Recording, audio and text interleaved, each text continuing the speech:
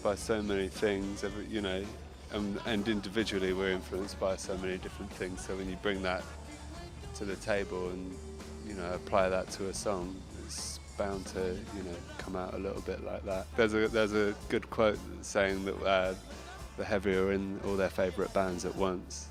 I think that was quite cool as well. But yeah, I'd say like a big like soul voice with a powerful rock band behind it. Yeah, I think that's, and the Stooges are as good as any as far as I'm concerned. So. Sorry. No, I was just going to say I think we draw on all kind of classic, and anything classic, that, you know, classic music that over the last kind of 50 years, be it hip hop or be it soul, be it blues, be it rock, be it country, be it, you know, blah blah blah, and just funnel it into one. Yeah. It's titled that way just because, you know, we are fans of the raw and the dirty, and you know, the mistakes that, you know, and the mistakes kind of help to kind of build these songs, you know. So brick by brick, mistake by mistake, we kind of built the album, you know. So that's why we called it The House That Dirt Built. What we tend to do, we kind of tend to record everything, and then we sample ourselves and resample ourselves, and, you know, and get like a vibe, and then if it warrants kind of playing on top of what we've just sampled of ourselves, then we do that. But with Oh No Not You Again, it kind of didn't come about like that. It was just very raw, very sonics. Yeah. You know.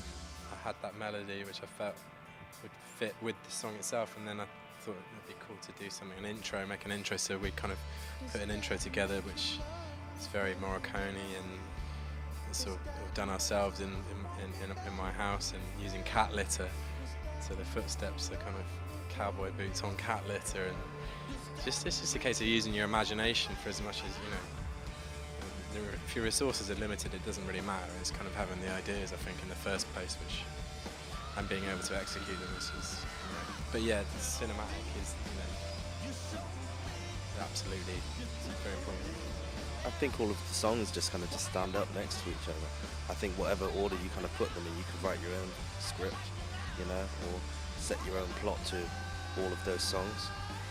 You definitely find ways on how to kind of perform the song differently, you know, when you're playing them every night.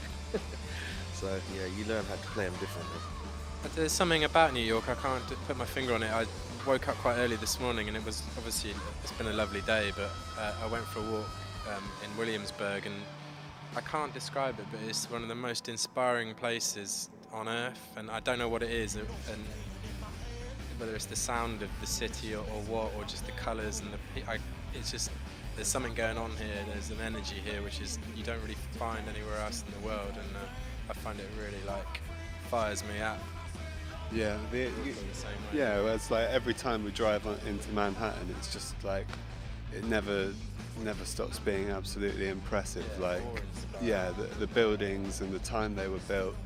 You know, I mean, we've got old buildings in London and Bath and wherever, but it's just really, like Dan said, it's hard to put your finger on it, but it's inspiring and impressive. We're blessed, but, you know, we have to be honest. As hard as it can be, and being away from home is difficult for some of us. And, we have to appreciate how blessed we are to be doing this, and it's what we probably all dreamed of doing, especially when you go to New York.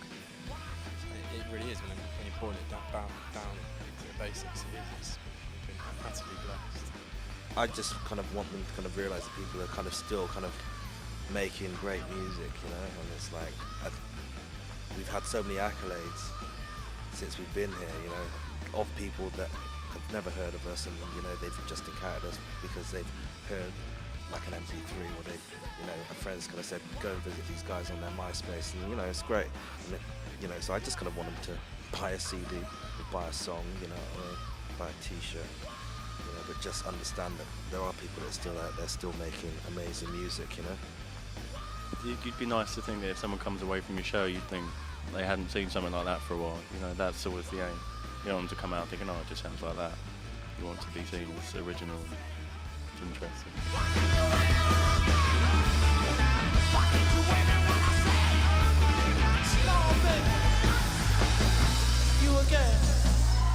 Thank you. Hi, we're The Heavy. Check out our New York show on Baeblemusic.com.